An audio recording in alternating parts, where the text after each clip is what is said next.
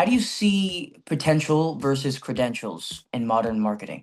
I think marketing is the one place where you don't need the degree, right? You don't need a degree at all, but it certainly helps you kind of get through those check boxes a little bit. But marketing is really, you learn as you go. It's trial by fire. How much of marketing success is grounded in kind of understanding human psychology versus technical skills? You need to balance this a little bit. You don't need a psychology degree. You don't need to be reading psychology books. They can certainly help you, right? Understand some of these things, but it's really about understanding where are people consuming the content, what type of content they're consuming, how your message fits into that content on that channel. And if you can master that, you'll be fine. Hello, everyone. Welcome back to the SA Pro podcast. My name is Kennedy Porter, and today we are met with Greg Zakowicz.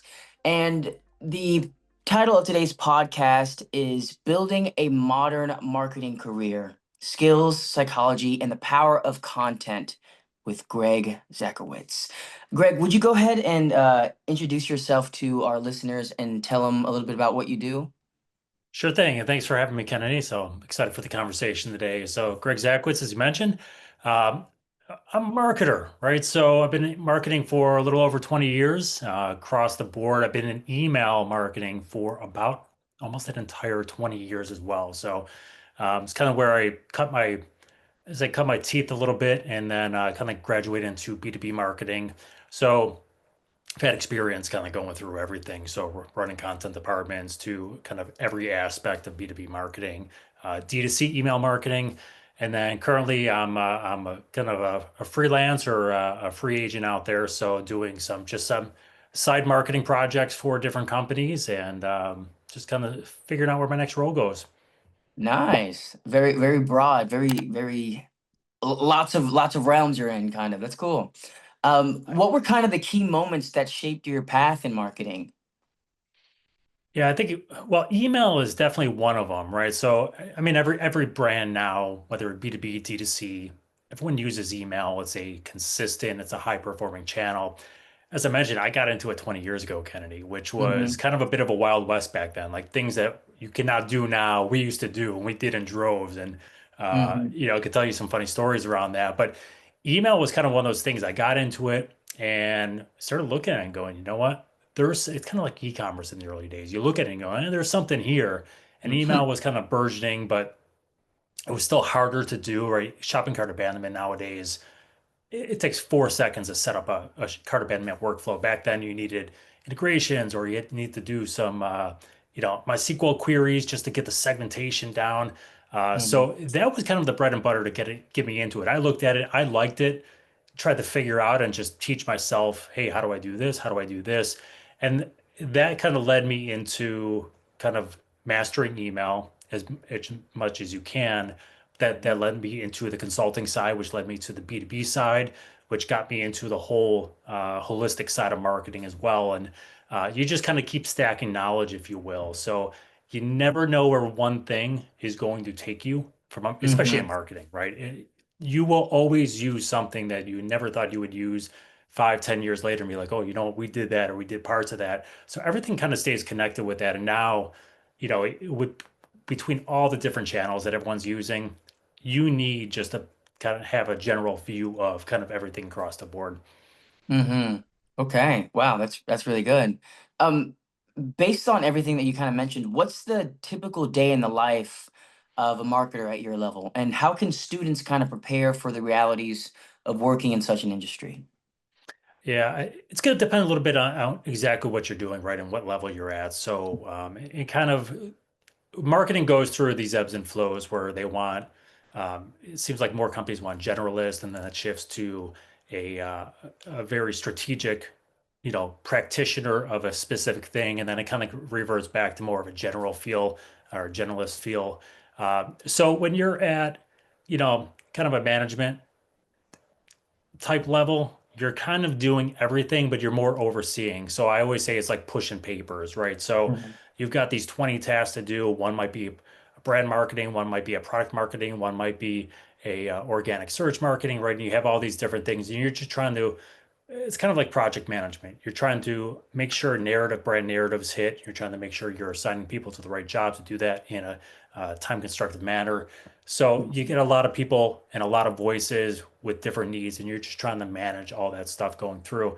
Now, if you're executing some of those things, right, your day might be split up between, okay, I got to write a byline or write a blog post, and then I've got to turn around and kind of approve or write a social media ad or a white paper, right? And you've got probably 10 different things that you're balancing all at one time, but you're more executing than kind of Hmm. delegating out through the thing. And when you're delegating, you probably have more higher level conversations about future planning and strategic planning and trying to figure out how that fits in your pipeline. When you're actually executing those things, you're probably just moving through. You've got 10 different tasks to do, trying to knock them down, different deadlines. And once one kind of falls off the waterfall, the next one comes down the river and you Hmm. just start picking them up there. And as long as you're executing and you're getting them done by deadline with a high quality, it's really what matters at the end of the day. So I think it really depends on what level you're at. And organizationally is going to be a lot different as well. So I've worked with a lot of startups. My last 13, 14 years have been with small, high growth startups. One of those was acquired by a larger organization, which was then acquired by an even larger organization, which is Oracle. So you're Hmm. talking about, hundreds of billions of dollars. How those two things operate are very different. So the startup world, you're kind of doing everything, right? And especially when you're really small, it might not be marketing, but you're doing it, right? It might be partner stuff, might be part of sales, and you're contributing there. So you're kind of figuring out, hey, if there's a hole in the boat somewhere and you're around, you go and plug that hole. And I kind of like that, right? It's fun from this startup world. If you're doing marketing for a larger organization like an Oracle or a NetSuite, something like that, you're kind of have your lane, right? So it's like, Hmm. hey, Greg, you're responsible for writing product marketing blog posts. And Hmm. that's kind of what you do. You do product marketing stuff and you don't figure out of that lane too much. You kind of clock in, you clock out, but you know your role. You kind of know what you're going to do every day. You do that, and that's fine. Uh, some people love that. It's very predictable and they go through there. Myself, I could do that for a little while. I need a little more variety. I like to use my creativity a little bit.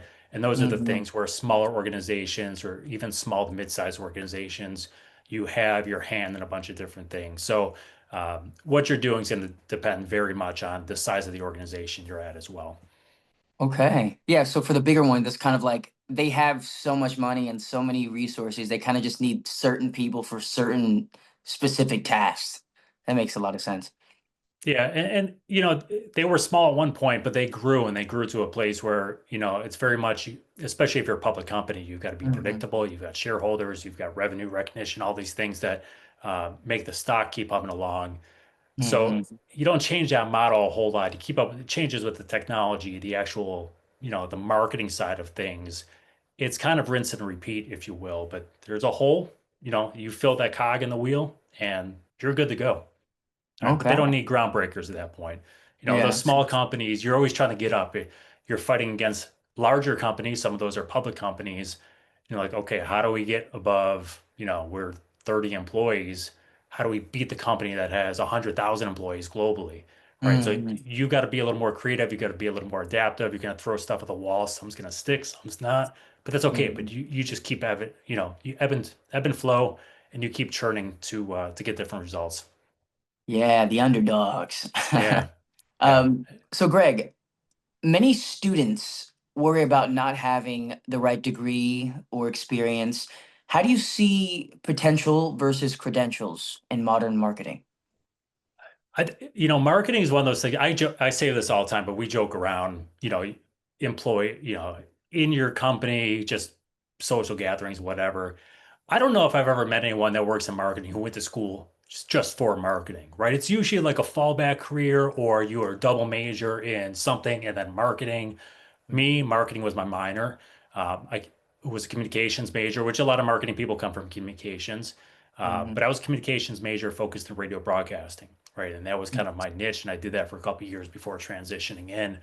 Uh, I think marketing is the one place where you don't need the degree, right? You don't need a degree at all, but it certainly helps you kind of, you know, get through those check boxes a little bit. But Marketing is really, you learn as you go. It's trial by fire, right? So I can tell you and I can study and watch all these YouTube videos about the great marketing things now. I'll guarantee you, 1 year, 2 years from now, all those tactics will change and it's going to be new ones come up and it's going to be blending some of those things. So my advice to people is if you think you want to go into it, certainly take the marketing classes, read books, listen to podcasts. Not all of it's going to be applicable for you. But take the things you like, take the things you don't, look for them in the real world, how they're applied by companies. And really going to give you the foundation you need. So I'm a big proponent of higher education. It's not required. There's a lot of value to it. To me, just, 18 to 22 years old, you're changing as an individual quite a lot. So a lot of times that is growing up time and you figure out how the world works. But um, I would say just digest everything you can. Stay abreast of current trends, right? Know Mhm. why something is trending or why something is popular, even if you're not a fan of it. Like I am not a Harry Potter guy.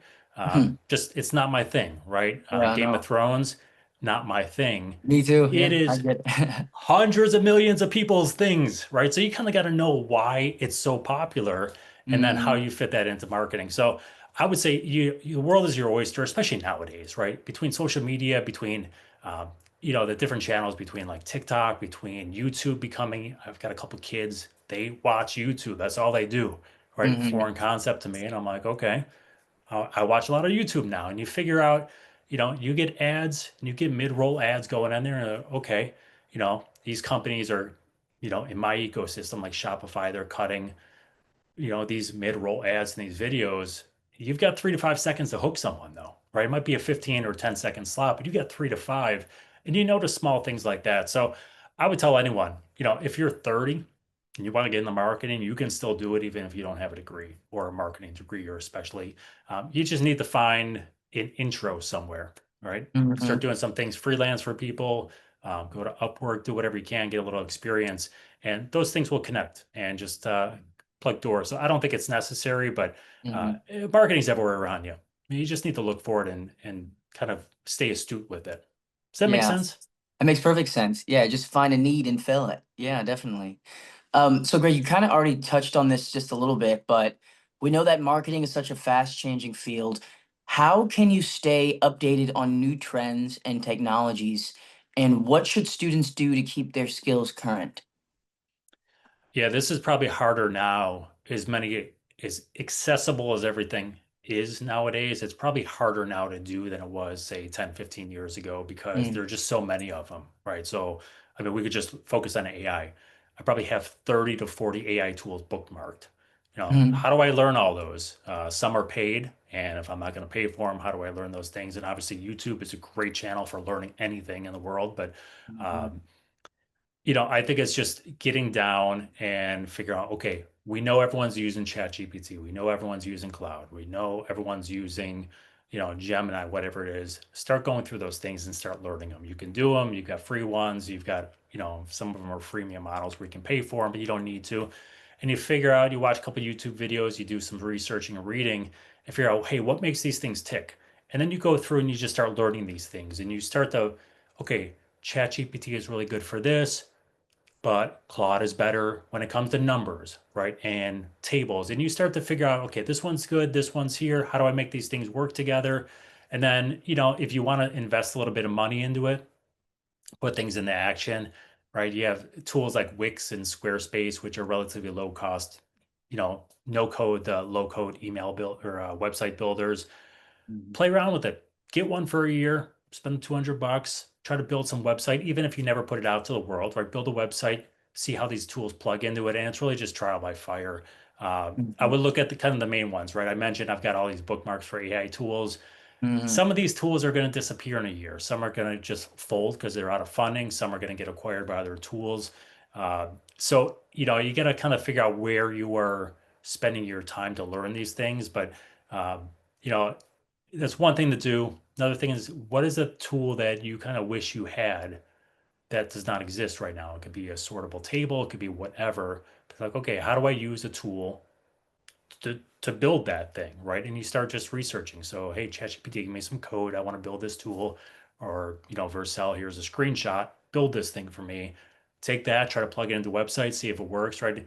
And it's really about experimenting by doing, and that's the best way you're really going to learn the things Hmm. with these tools now. So I don't know if it's a great answer for you because there are so many, but really just pick the ones that we know people are using, start learning Hmm. those things, and then find out, Reddit's a really good place for this too, right? There's AI Definitely. Reddits, and you can go there and be like, okay, look for the common themes of what people are asking for or Hmm. have questions about. I mean, like, okay, how do I do this with this?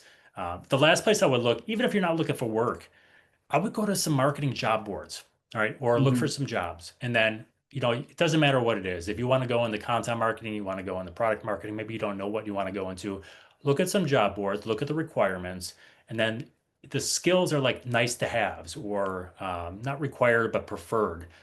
Nowadays, everyone lists the AI tools they want used for the job. So start looking and recording those. Okay, content director or content marketing manager, they all want to use ChatGPT. They all want me to have experience using HubSpot. They all want me to have experience using, XYZ. Make a list of those things, and that is your hit list of, okay, all these companies are using them. Let me try to figure out how to do this and learn at least the basics of it so that if you want to apply, you want to go to have an interview and talk to someone, you have, experience and you could talk to those things. But companies will tell you what tools they're using, and it's a really good place to kind of start your hit list a little bit.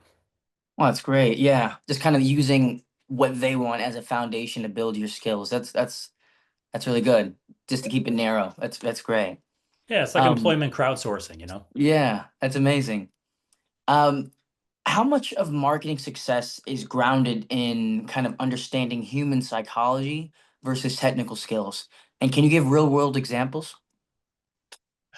Yeah, it's going to be a blend, really. So, you know, psychology is a funny thing. All right. So, like, you're never going to understand everyone. Everyone's different, geographically speaking, culturally speaking. You're never going to cover the board. Like we still have these conversations all the time about like, hey, do we say Merry Christmas in email marketing, right? Not everyone's Catholic, not everyone celebrates Christmas. What about Jewish people, right? And I'm like, you can say it, like if you get offended over that, they're probably not shopping with you. So like we just dial it back a little bit and think about is there a different way to say it that maybe is more inclusive of everyone? But Mhm. like that's just a psychology thing. It's someone trying to think about will they get offended over this thing? Right? We see these studies about like, hey, this color button will get you better results than this color button. I'm not a big fan of that. I'm like, I've never really seen that to be the case. Some instances it might be the case. I think it's more about this is where following trends work, right? So the psychology of you asked me 5 years ago and be like, okay, we need to target younger people. Would I tell you I have 3 seconds to get their attention on a video ad that might be 15 seconds? They would go, oh, they could pay attention for 15 seconds. But when that interrupts a piece of content they're watching, you have 3 seconds, right? So is it psychology that I'm playing with? Well, a little bit, but I'm really just following trends here. So I think, Mhm. I'm not sure if I'm answering the question 100%, Yeah, Kennedy, so yeah. my apologies, but Oh, that's great. uh, you know, you need to balance this a little bit. You don't need a psychology degree. You don't need to be reading psychology books. They can certainly help you, right? Understand some of these things, but it's really about understanding where are people consuming the content, what type of content they're consuming, how your message fits into that content on that channel. And if you can master that, you'll be fine, right? So I could talk to you like every four commercials now is a drug commercial for something, right? Hmm. So, do I need to take the drug? No. What if I do need to take the drug? Well, I'm immediately interested. But if you're showing me that during a commercial break of a football game, maybe I'm there, maybe I'm not, but I'm glued in there. If you're breaking up a movie to show me that, I'm probably upset you're breaking up the movie. And I'm like, okay, I'm looking at it, but I'm probably not digesting the information, right? Yeah. Recall later. So I think it's understanding the channel, the messaging you're trying to deliver and who you're delivering it to. And I think from that standpoint, I think you're fine from just understanding your business and understanding who you're trying to get to and understanding, where they are at that particular moment when they're digesting it and you're good, right? When it comes Yeah. to now that's from a high level. I would say for like there's small nuances, right? So I'm in the email marketing world, been in there for a long time, and I'll tell you all day long using some social proof, right? Showing star ratings, showing testimonials, subject lines that talk about like back in stock products. Those things are all sense of urgency oriented, and they're the customer proof, the social proof is building upon customer success there a little bit. So it overcomes some of those obstacles. Definitely psychology, super simple to do. It certainly works. We see that between split testing and everything all day long. And I'm going to tell you, do those things. Mm-hmm. But that's really just following trends. I could take credit and be like, oh, you know what? I know the psyche of everyone, and the back and stock subject lines are going to kill for you and get you opens and clicks. And you put that sense of urgency in there. But all I'm doing is looking at, okay, we sent these 5 emails with this thing and they blew up. Well, why is that? And then you start to see it across the board. Social proof, Mm-hmm. product reviews matter. Why do product reviews matter? It's social proof, right? So you start to see it across the board and you apply it to your own, your own medium or your own channel. Okay. I see. So it's a little bit of both. It's psychology and technical skills. Okay. So Greg, in your opinion, how can students start building their portfolio, whether it's a blog, a podcast, or social media presence? And what are some key tips and mistakes to avoid early on? And what did you do when you first started? So different channels, so it's going to require a different answer. I would say let's start with Mhm. podcasting because I've done a bunch of podcasts. Podcasting is a great experimental tool. You can figure out your voice, you can figure out content that hits or not. It takes a while to grow, so it's a good exercise in patience, right? Then it's one thing if you Mhm. join a podcast community or group or Facebook group or whatever. People are like, hey, I've been podcasting for a month, no one's listening. Best advice I got when I was going into it, and this is years ago, was give it a year. Assume no one's listening for a year. And after a year, you should start to see a little bit of a turn there. And I found that to be really good advice. It's advice I give to people. Podcasting is really cool. You can learn editing skills. You can learn technical skills like, okay, the audio doesn't sound good here or sound as crisp as it should. Why not? Right. And that's where something you can learn. Maybe it's post-production work. Maybe it's levels. Maybe you need an EQ board. You need something there. But podcasting is awesome because if you don't like it, you don't have to publish it. But it gets you really good experience across the board. You can learn things as you go. You can also upload those YouTube, so you start to figure out the YouTube stuff a little bit. So that's podcasting. The other piece of advice on that, I would say, just be consistent. You should be publishing, you know, if it's every week, you should try to publish every week and stay consistent with that because that's what people are going to do. As far as other skills go, it's really a matter of doing. And if you need to start doing it, it's the old adage, like, hey, we want someone with a bunch of experience, but we want to pay them as an entry level person because uh, people with experience cost money. Well, how do you get the experience unless someone's going to give you a chance to get the experience? And, so it's like, I don't know, the dog chasing its tail. I Mhm. would say do what you can, even if it's free, right? So reach out to your local network. It could be friends, it could be family, it could be starting a Squarespace website, like I talked about, to build a portfolio and say, okay, here are some instances of things I've done. Um, but if you have someone that has a side business or they have a little, side Etsy shop or Shopify shop or something, be like, hey, can I do a couple of email campaigns for you? And use that to kind of start building your portfolio. Maybe you don't charge them for them because you're learning on the job, but you're getting hands-on experience for it. That's how I would approach it to start. You can go to Upwork and, I was on Upwork just kind of scrolling this morning, kind of seeing what was, what needs people had. It's a good place to find out what challenges people are struggling with. Mhm. But there's a lot of free, not free, but like really cheap. Hey, I want someone to optimize my email automation for me, and they want to pay $15 to do it, right? It's probably more than $15 worth of work. But Mhm. if you're brand new and you want some experience, they're trying to get someone for cheap. They know they're not going to come with 20 years of experience for doing it that, but you can get to start to build your portfolio. So I would say, forget the money first and just start doing some stuff. Uh, Coding, stuff like that, right? It's all available for you. I would start a Squarespace or a Wix website or something, one of these no code, low code ones, and just Mhm. start building something.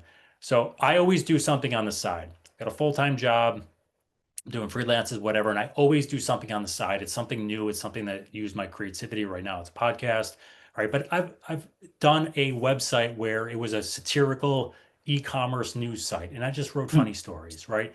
But it was something different, and it was just something I got experience. Like, okay, can I do this in all HTML code instead of, a WYSIWYG editor, right? And you start Mhm. to do small things like that. So those are places I would go. The other recommendation I would have, if you want to be a content marketer or where you do more writing than kind of a creative strategy behind it, just start Hmm. writing for, look for publications that accept bylines from people. So it could be Geographic. They don't know how old you are, they don't know how much experience you have, but if they take open submissions, write something you think is relevant to that audience, just submit it. And if they don't publish it, you can throw it on a blog. And for our listeners out there, can you explain what a byline is? Yeah, it's just kind of it's like an article, right? It's an Okay. article, generally more thought provoking, not thought, like a thought leadership type article, but it's 600 to 800 words. Usually Hmm. publications nowadays don't want anything more than 800, Hmm. 600 words. And you probably see them all the time. You didn't realize they're bylines. Hmm. But it's just attributed to someone there. So I would focus on 600, 700 word article on Okay. one topic. It doesn't have to be factual. You can be thought leadership and say, hey, here's a trend and here's something I see happening. And it's a future prediction. So you can be wrong and that's okay, right? It's all about thought Mhm. leadership at that point. So uh, it could be Reader's Digest, it could be any sort of publication. If you like writing about art, right, and you want to work in the art field, there's tons of art publications out there. Just go look for open submissions, write something that's interesting to them, and submit Mhm. it and start getting published there. So again, they don't know your experience, they don't know, how old you are. They just know there's a piece of content they need to fill their pipeline with content. Here's a really well-written article, and if they reject you, just ask for feedback. It's pretty simple. But Okay. you just got to jump in, find some place to do, and find your interest and start there. All right. Well, perfect. Yeah. In your opinion, how can students kind of Jesus, differentiate themselves in a competitive job market, especially when they're kind of just starting out or don't have any experience? You touched on this just recently a little bit, but just, yeah.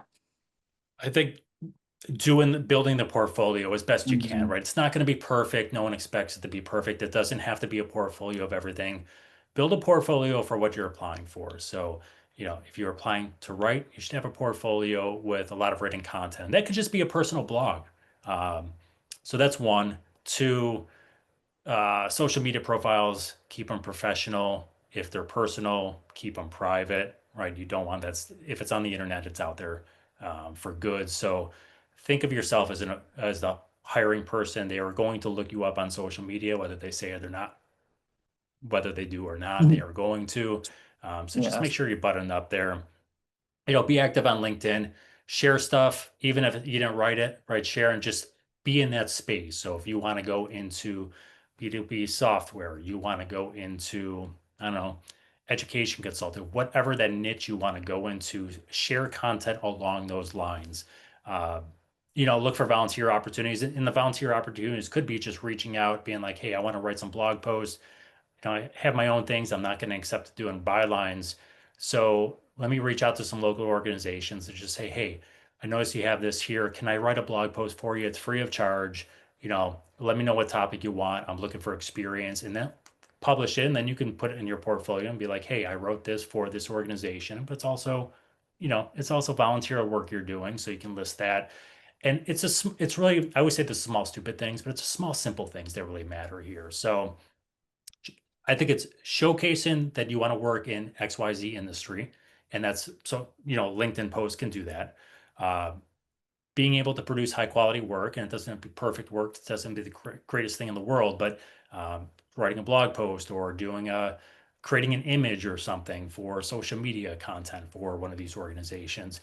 It shows you're taking initiative, it shows you're taking the steps to do, and it just shows you're willing to learn and accept feedback along the way as well. And I think that's really the important part.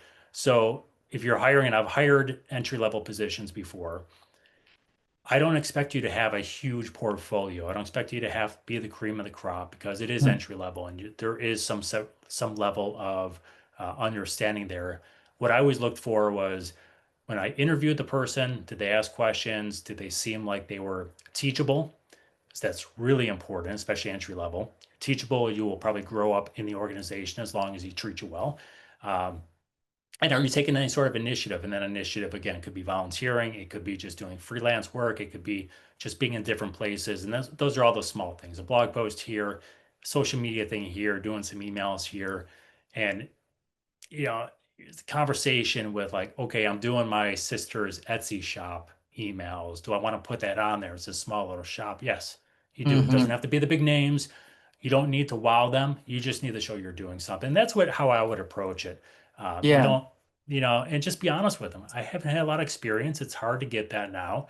But here are the things I was able to do, and then just put a story behind it. Hey, for instance, this organization, I really want to write a blog post. They're local. I like their mission statement. So I just reached out to them. And as the hiring person, I'm gonna go, okay, they took the initiative to reach out, they offered it, and they did it. Perfect. That's what I want at that point. So I don't think Mm. you don't need to be up here. You just need to be making some progress, and that's all I'm looking for.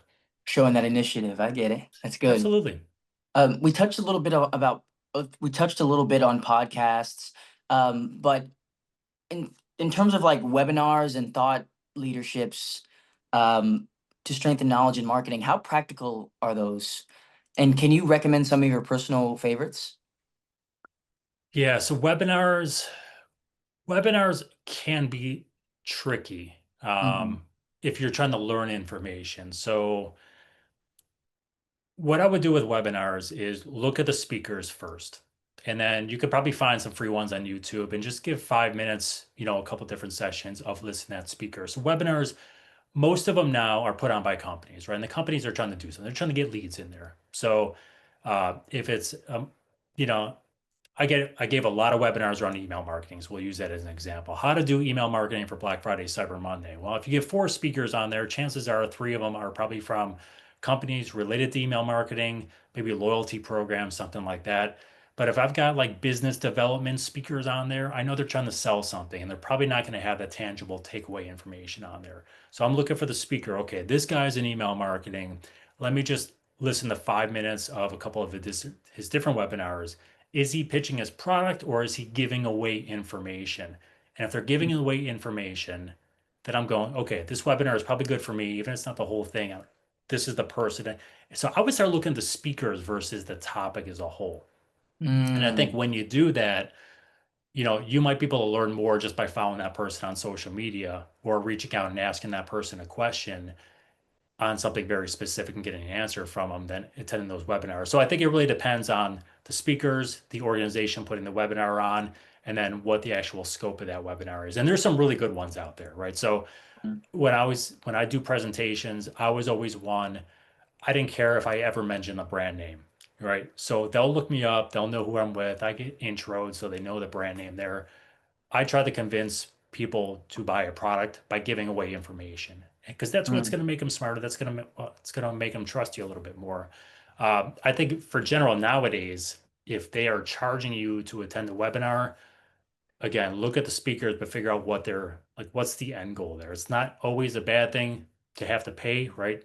Speakers Yeah. putting decks together, it takes time. It is a lot of effort for people. So sometimes they pay the speakers. Those are things there, but there's a lot of free ones out there right now. So I would look at the speakers more than anything. I think there's nothing wrong Right. with having to pay for it, but look at reviews, go to Reddit, crowdsource. Hey, did anyone take this thing before? Was it helpful for them? And some are yes, and some are going to be no. So that's how I look for it out there. As far as like Mhm. podcasts and stuff go, oh man. You have a favorite out of all these? So not from a marketing standpoint, right? Okay. So I've got a blog post on my website which has it's the same blog post, but it has all the podcasts I listen to and it has all the books. I just keep adding a book every time I read one on there. So Hmm. my books are generally historical, nonfiction type stuff, or some business books. But I don't read a lot of fiction. Podcasts, I like revisionist history. I like to get away from marketing a little bit on the Mm. podcast as someone who used Hmm. to do a marketing podcast. I'll tell you. Yeah. Uh, so like those are ones I listen to more. There is one, I think if you're interested in kind of up and coming things, there's one, there's a lot of agentic AI ones now, but if you're interested in like e-commerce space, stuff like that, Scott Wingo hosts a podcast for the name, I'm having a senior moment now, but the name is slipping me. But if you just Google Scott Wingo podcast, he has two of them, but Okay. one is all around agentic AI and how it impacts commerce, but they're talking about um, ChatGPT and having commerce capabilities built into it. It's pretty good. He puts one out every week, but he's a really good guy to follow in that respect. So that's probably the Okay. one I'm listening to more than, and I can't think of the name of her for whatever reason. And I don't know. It'll come to me in about 2 minutes, Kennedy. So I'll let you know. Okay, yeah, definitely. We'll talk after this. What's it's Greg, in your opinion, what's a common mistake that you see young marketers make when creating marketing campaigns? And could you provide some examples? I think the biggest one is just, I was certainly guilty of this as a young marketer as well, but right, you want to promote your brand and getting the marketing message to be, again, like I used to sell without, like, I didn't care if I mentioned the brand, I sold by giving information away, right? So what you see is, okay, I've got this shoe line. I'm like, oh, Greg's shoes are the best shoes ever. And then I weave some social proof in there. People don't care that Greg's shoes are the best shoes ever. They want to know how that product is going to solve whatever pain they're having. And do they want more comfortable shoes? Do they want more stylish shoes? Do they want shoes that can last 500 miles when they're running? So you provide the benefits for them, right? And you Mm-hmm. provide the attributes, what's in it for me. Greg's shoes comes later, right? So and I think that's kind of a learning curve with a lot of people, right? So you start writing ad copy, or okay, I just launched an Etsy shop and I'm gonna do, or a Shopify store, and I'm gonna do a $100 Facebook or Meta campaign, right? A lot of people will go in there and then be like, oh, Greg's shoes are the best shoes. It shouldn't be about that, right? So I think it's trying to break away from separating the company from the message. Most people will focus on the company with and weave the message into it, and you want to focus on the message and weave the company into it, if that makes sense. Mm-hmm. And I'm trying to think, it's hard. Most ones you see now are pretty good at not doing this. I'm trying to think of an example I could point to that would tell you the other way here, um, but I've certainly come across, like, I made that mistake early on. I had to have someone be like, "Hey, listen, you talk about a treadmill. You don't talk about the treadmill. You don't talk about the 2,000 bucks it costs. Why do people buy the treadmill? They buy it because, what are the benefits? Well, they look better and they lose weight and they feel more confident." He's like, you want to sell that. You don't want to sell the treadmill. Like the treadmill is irrelevant to this. You're selling confidence and healthier lifestyle and looking better and, looking better in a bikini and what else. So he's like, don't even ignore the treadmill. Focus on this other stuff. And that's really the message. It's a weird way to look at it, but Mm-hmm. um, That makes sense. Yeah, yeah, makes but that's perfect what you want sense. to do. Okay. So Greg, cross functionality is more important than ever. What are some non-marketing skills like data analysis, UX design, or programming that marketers should develop and why? So this answer is changing. So AI is certainly changing this one. So, 10 years ago, I'll tell you, hey, if you learn how to code, you'll never go hungry. It's like the new trade, right? Um, well, now I got tools that can just write the code for me. So I'm like, do I need to learn it or can I just, learn the prompt? I would say kind of the things that are not going to go anywhere, at least in the near term. We talked a little bit about AI before and all these Hmm. different tools, but with all the tools, regardless of what they are, you'll always see the prompt is what is going to get you the better result. So I would say the one skill you should learn is, and this comes with playing around with it, is learn how to write really good prompts.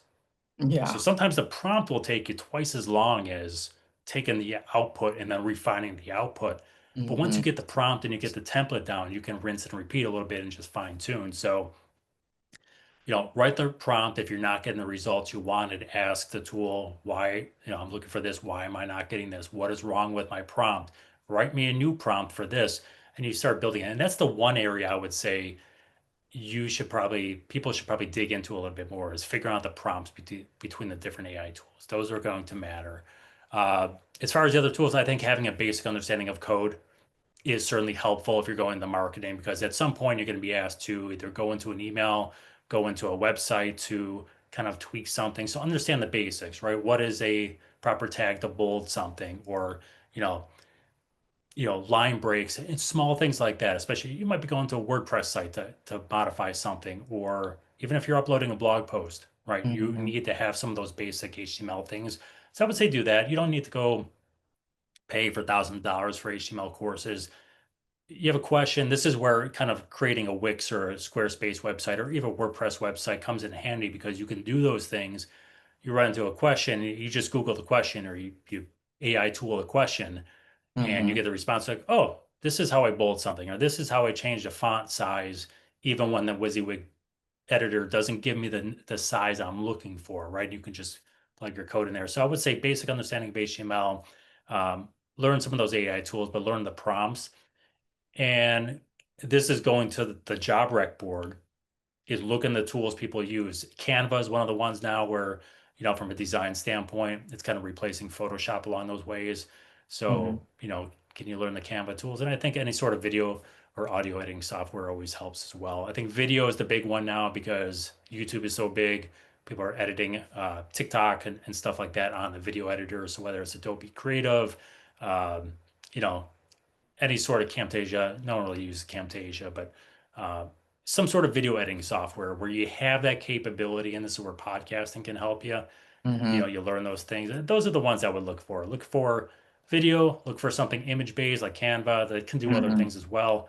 Basic HTML skills and prompting for AI tools. And those are the four, I think, if you can not even master them, but if those are areas you can show proficiency in, when you're interviewing, especially from an entry level person, they're going to look at that and go, okay, this person's teachable, but they have the basics. I'm good Mm-hmm. here. Yeah, I was learning about this like earlier when AI kind of first started coming out. They're like prompt engineers are going to be what we're going to be needing most, and I'm like, oh, interesting. Yeah, I kind of got into learning that. It's really So, interesting. I mean, that's a really good example, Kennedy. Like prompt Mm-hmm. engineering, right? I've seen these things around and I'm like, man, can someone really accelerate in this stuff? And Yeah, apparently you can. it's an engineer, but they're just a really good writer. Yeah. Um, so, how do you mix creativity and data in campaigns? We kind of mentioned like learning Canva and all these other things, but how can students start doing this from the beginning? Well, it's a terrible answer for you, but like AI will do it for you now, right? Nice. Typically, right. So even like YouTube, right? It'll give you like 100 different versions of a thumbnail if you want, Hmm. right? So it's like they're doing exactly that. They're balancing creativity with the data and saying, okay, these type of images get this type of result based on what you're looking for. Meta will certainly do the ads for you as well. So I think there's less of this kind of goes to a generalist standpoint that I was talking about before, right? You used to have these specialists that would be like, okay, I'm a Meta or a paid ad specialist. I can take the data, I know what's working, and now you have these generalists that can oversee the stuff, think, okay, this works for our brand, this doesn't work for our brand, but the tools are doing what the specialists used to do. And I think that's where we're shifting back to the need for generalists more than specialists nowadays. Um, I would say if nothing else, where you start is understanding the numbers, understanding what is the goal you're looking for with whatever campaign you're looking for. Is it opens? Is it clicks? Is it conversions? Is it, because if unless you understand the goal and you understand how the numbers get there, you're not going to be able to diagnose the problem, which is going to feed into your creative side. So let me give you an example.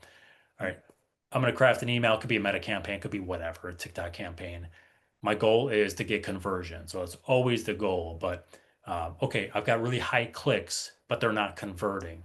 People are going to go, well, it's the landing page or it's this. Well, maybe, maybe the creative sold something that, you know, did not meet consumer expectations. It's like the email. Oh, you craft a great subject line, you get an 80% open rate and you have a 1% click rate. Well, why is that? Subject line didn't tie to the creative in the message, right? You had to mix. Hmm. If you don't understand the numbers, you're not going to be able to piece together the creative side of things. I would say understand the numbers, understand how we're getting the numbers, how are those things calculated, and then that will allow you to diagnose, you know, is there a faulty problem or identify trends on the positive side. Hey, we always do these things. These are the numbers we should be getting. These are the numbers we get with these type of campaigns, but this one fell flat. And now you can start diagnosing backward and be like, okay, day of the week, time of send, were the send scattered? Did we segment? Did we do this?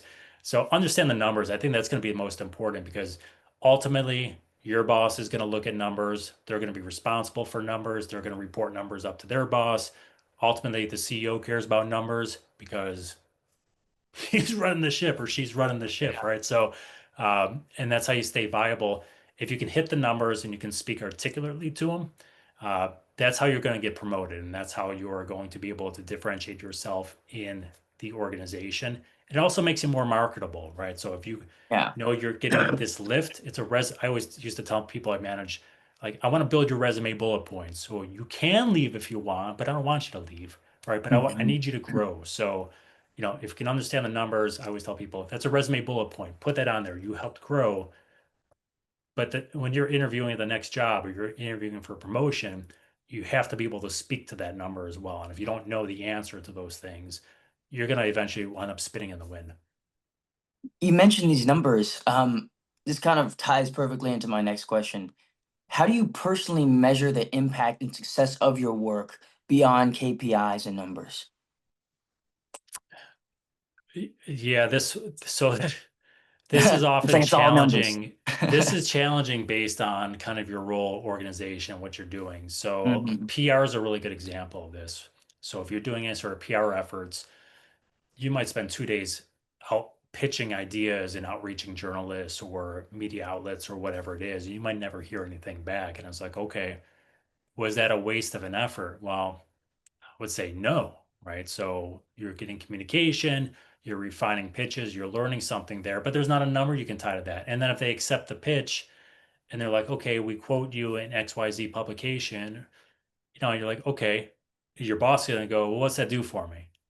Like, did Hmm. we get any sales from that? I'm like, I don't know. Like, you can't tell, you can't really tell that, right? It doesn't mean it's not valuable. There's back end efforts to that. So getting backlinks in high end publications. It helps your SEO for the business. It gets you in front of a lot of readers who now recognize your brand name. If Hmm. you're, a thought leader or something, and that's something you want to do, it gets your name out in the press as well. But you can't tie the numbers back to it. And you've got to have, I'm a big person on like holistic marketing. I don't think there's any part of an organization that does not touch another part of an organization. I think marketing is the same way. Right within that, if I have a social media post and they click through and go to my website, well, my website touches social media and social media touches, now I get you to sign up for an email program. Now the email is touching the website, but that email is also touching social media. And then I want to retarget you on social, right?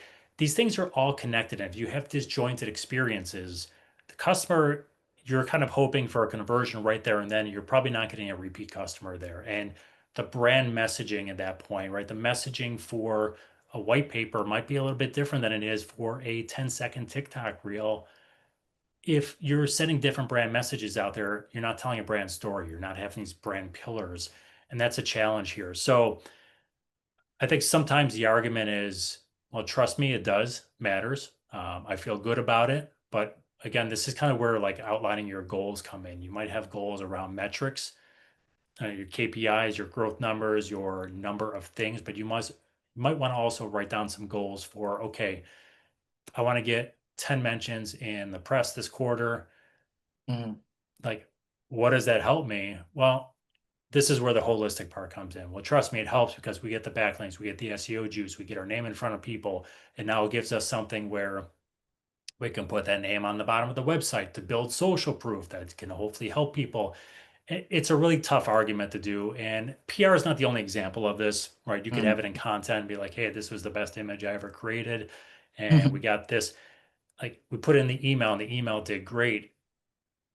Like if I'm the email marketer, am I telling you the creative did great? Or am I telling you, oh, I sent the email with the best subject line at the right place and it did the right color call to action? It's like the email Hmm. marketer is taking credit for that, not the design Yeah. person, right? So like design person's over there being like, what are you talking about? So this is where the Yeah. holistic part comes in. It's a hard sell, it's a hard conversation to have, but I think if you point to the end result is to grow business, increase traffic, get in front of more people and tell a consistent brand story. You can piece those things together and you can start to see the dividends there a little bit, but it is going to be a little bit of a vacuum. It's going to be a kind of I always say like an aesthetic look, but it's an arbitrary data point. But if you did a good job and you're staying consistent and doing the best course of the brand, I think you're good. And you've got, you know, I can defend that all day long. Hmm. Okay. Okay. So this next question is kind of like a combo question. Okay. You ready? I'm a master at these. All right. Let's do it. Asking them, not answering them. Okay. All right. What's the one misconception students could have about what a modern marketing career really looks like? And what's the most important piece of advice you'd give to students entering the marketing field? I would say the biggest misconception is that it is always going to be fun, right? So Mhm. there's a is it a conception? I don't know. There's a belief that like marketing is fun. You have more creative people. You're goofing around all the time, and a lot of times that is true. I am Mhm. one of those people. I like to have a little more fun than be serious, but it Yeah. is you are still working in a business, and there are times where you are going to hate your day and you're going to hate the projects you work on, but you have to do it anyways, right? So that's probably the biggest misconception is that it's always fun. It's always glamorous. Every job, no matter what you're doing, no matter how, you talk about rock stars and they're like, something, I just don't want to be on the road anymore. Right. And it's like, okay, you get tired of it. Doesn't mean they don't enjoy doing it. It's just, it's part of the job as it becomes less fun over time. So, or has Mhm. periods of being less fun. So that's the biggest misconception. It is, you will use your creativity more. You will have more variety to your day than a lot of other jobs. And I really enjoy that. So I think it's good, but that is probably one of the biggest ones. I think what the other part was, what's the advice to students getting Yeah. in? What's the most important piece of advice you'd give to students entering marketing fields? Learn as much as you can. So Mhm. we talked about like you don't have to be an expert in any one thing, at least not yet. You can figure out what lane you like the most as you start to like, okay, I get this project. Ooh, I really like that. And you can kind of go down that road. Like email for me, I looked at them like, well, I like this. There's a lot here, and I kind of went there, and that led me to e-commerce. So you can certainly find your lane and go where your passion takes you, but be open and learn everything you can. So you don't have to be an expert at everything, but learn how to prompt tools, learn how to, Mhm. do basic coding, learn how to do these things. Then once you get hired, you get in an organization, perfect what you do, and then figure out once you do that, you can go to your manager and say, hey, you know what? I see you guys working on this over here. I'd love to be included, even a small part the next time you do. One, your boss loves that. Two, it gives you more flexibility to advance your career and grow and figure out the different things you like to do there. So that would be my advice. It's you never say no to anything. Someone says Mhm. it, you fake it till you make it. Be like, yeah, I could do that, and you figure out how to do it. And there's Mhm. go to YouTube, you can figure it out now. So Yeah. that's the big thing. Why I think that is also helpful is because marketing is an area of businesses. I did career day in my kid's school, I don't know, a few months ago. Nice. And I tell people, I'm like, marketing is an area of businesses that generally get cut first. And you go through waves, a lot of layoffs, and then you get a lot of hiring, and a lot of layoffs, and a lot of hiring, especially when businesses acquire other ones. And I think that is something where you need to expect to be laid off at some point. So the more you know and the more you learn and the more experience you can put on that resume, be like, hey, I did this, the better you are positioned to then land your next job or pick up more freelancing clients into the next one. So I think there's two big reasons for wanting to learn more. It's career advancement, but it's also a little more job security as well. Wow. That's great. Just always expanding your palette. That's the secret right there. That's It good. is. Yeah, and I would say outside of marketing too, I would say that's you probably want to do that anyways with whatever Anywhere. career Yeah. you're in, but marketing, I think it's really important. Good, good. Okay, Greg. One last question. You ready? He's ready. I don't think I have a choice. He's always ready. All right, cool. I just like to warn people. All right, look. Lastly, looking back, is there anything at all that you wish you had done differently in your early career? And how can students learn from these lessons? Oh man, it's a really good question. There are a lot of things I probably want to do a little bit differently. I think, I don't know if it's something specific. Like there's certain tasks and things. Like I taught myself how to code a little bit. I started a website, like an e-commerce website, and it was really a dev, like a playground, right? Sandbox. I learned how to create a shopping cart and code and stuff like that. Enough. And that certainly helped me, right? It helped me get jobs and stuff like that. I think the one thing, and this is natural with being young, is that you have a lot of interests. Your life is in a different place. It doesn't mean it's easier. It's just you have different priorities and things like that. And I think when you're younger, you see less of the big picture of life and you see less of the big picture of the business, what you want to do and how you're going to be happy 20 years from now. And I think the one thing I wish I probably would have done better is focus a little more on, like, not focus on the tasks that I've done, but focus on like the meaning behind those tasks. So let me try Mm-hmm. to, it's really broad and I'm not sure that's clear at all. So let me try to like frame this in a way. Like, I was always really good at what I did. So I got a task, or I had a job, and I did the job and I did it well to a high quality of work. And I was like, okay, on to the next thing. And there were times I look back and be like, oh, you know what? Probably should have gotten involved in this thing. But I was done with my job and I didn't need to, and I was still doing these other things. So I think it's like a combination of take the initiative to get involved in more things, even if you're doing some things, to try to figure out, am I going to love this 10 years from now, 15 years from now, and 20 years from now? Because like I'm happy with where I'm at. I'm happy in my career. I went to school for radio first, right? And I made a decision to pivot out of radio into marketing. But there's parts of me, that's probably why I like podcasting. There's parts of me that I still like radio, but there's parts of marketing that I look at, I'm like, man, I probably should have focused here a little bit more to position myself to have more flexibility later. And those were areas I kind of ignored. And I kind Mm-hmm. of like, hey, it'd be great to have that knowledge now, So I don't know if that's a really clear answer for you, Kennedy, but I would say like find that purpose and find maybe a little more experimentation with initiative earlier in your career to Mm-hmm. figure out what you really do like and don't like. Because those things, at some point you'll get a fork in the road and be like, okay, do I want to go this way or this way? And if you are pretty clear that this is not the way you want to go because you dabbled in this other thing, it makes that decision a lot easier. That's very clear, Greg. That makes a lot of sense. Just kind of, I guess, experimenting earlier on when you're kind of younger and it's lower stakes, maybe. Is that what you're kind of trying to get at? I think that makes, or Yeah, like, yeah, just kind of seeing more, feeling it out more. and you have more flexibility with it as well. So, as you get older, your priorities change, right? You might get married and Yeah. you have a spouse and then you have kids and like your attention goes to them. You have less time in your day because it's being filled by other areas uh, to kind of experiment. So when you're younger, be like, okay, I'm gonna work 45 hours this week. So I'm gonna do these 5 hours, experimenting or playing with it or taking on this extra task here. Mm-hmm. Like you don't have to go feed kids and you don't have to go to your wife, right? Maybe you skip a dinner Yeah. with a girlfriend or something or a boyfriend, but um, like you don't have those outside pressing responsibilities like you do as you get older. So you have the time, you have the flexibility when you're younger. It doesn't seem like it. You seem like you're always busy, Mm-hmm. Yeah. but you have that flexibility to kind of learn more.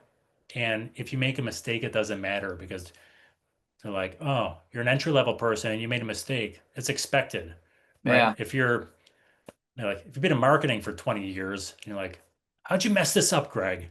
Like, I don't Ah. know. It's like Ah. you should know better. So, Yeah. so that's what I mean by it. It's like you have more Right. flexibility, but you should spend some time just kind of poking around and playing with fringe aspects that kind of appeal to you to figure out if you actually do like them or not. Well, that's perfect. Beautifully said, Greg. Thank you. For our listeners out there, remember to use code 20thread for 20% off your first order with SA Pro. And on that note, it looks like we're done here. Thank you so much for your time, Greg. It's been great. Yeah, Kennedy, thanks for the conversation. Hopefully there was something in here someone takes can take away from. But as always, reach out to people. You can reach out to me, but reach out to whoever that you follow, Mm-hmm. and most of them will answer you back. They like this. Marketing is a really good community where people love sharing information and never burn a bridge. But like marketing is a really good community where people care about each other. That's what I love about it. Mm-hmm. All right. Well, thank you so much. That Thank about you. covered it. Alrighty. Take care. All right, thanks, Kennedy.